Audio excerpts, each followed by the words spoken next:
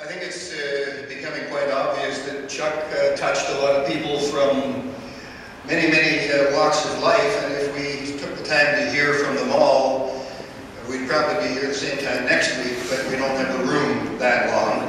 So there is a gentleman that wanted to say, make a few remarks. He's from Independent Scholars, so we'll ask Mark Dwor, please, to come and to be part of our memories of Chuck.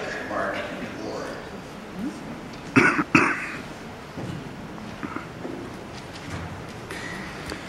Thank you, Norm. My name is Mark Dwor. I know many of you in this room. I am the chairman of the Canadian Academy of Independent Scholars. Chuck was a charter member, was an active member, and a dedicated member. Before I talk a bit more about Chuck, I'd like to acknowledge the privilege it is to be speaking today, especially right after the family, and I thank you for that. It's also a peculiar honor being up here, because like everyone else in this room, I'd much rather be talking to Chuck than about Chuck. If I could briefly comment on that wonderful DVD, Chuck was the most extraordinary person, and his achievements are unimaginable.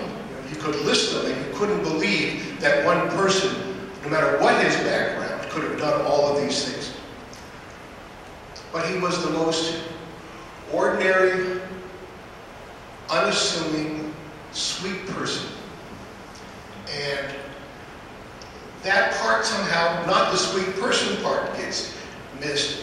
What gets missed is the extraordinary part about Chuck, because we almost took it for granted, because there was Chuck. Whenever you had a question, you could email him or call him, and he'd get back with an answer and keep on producing and producing and producing.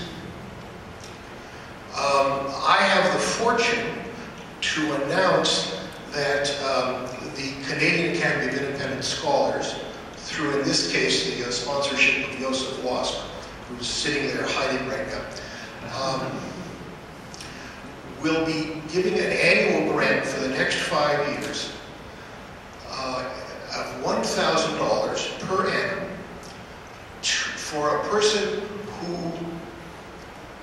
the terms of the grant are a little vague right now, so I'm going to have to make sure I don't misstate this. It'll be for an individual doing popular history in British Columbia who applies for the $1,000 grant. Because it's being handled through the Academy of Independent Scholars, if you are a professional academic, that is, you get a paycheck from the university, you need not apply. But anyone else certainly can. The committee of the grant will be made up of at least 2 organizations, possibly 3, the Historical Society and the Independent Scholars. And I spoke to Paul Whitney before he retired from VPL, so I may have to reorganize that, but we'd like to have VPL in there also, because Chuck was so involved in VPL. The first year also, that is this year, we will have another $1,000 prize to recognize someone who has been doing popular history for the last, kind of an achievement award. I don't want to go into much detail yet, because the committee has yet to meet to formalize the individual. So the first year there'll be 2 $1,000 prizes, one a prize and one a grant, and for the following 4 years there'll be a $1,000 prize for each year. So, and I really want to thank the family for allowing us to do this. We couldn't have gone ahead and done it without the family's consent and without their approval, because after all, it's Chuck's name. And it was important that whatever we do, honor his achievements and honor those who wish to continue the achievements that were important to him in popular history. So I thank you for the chance to talk to you today. Thank you.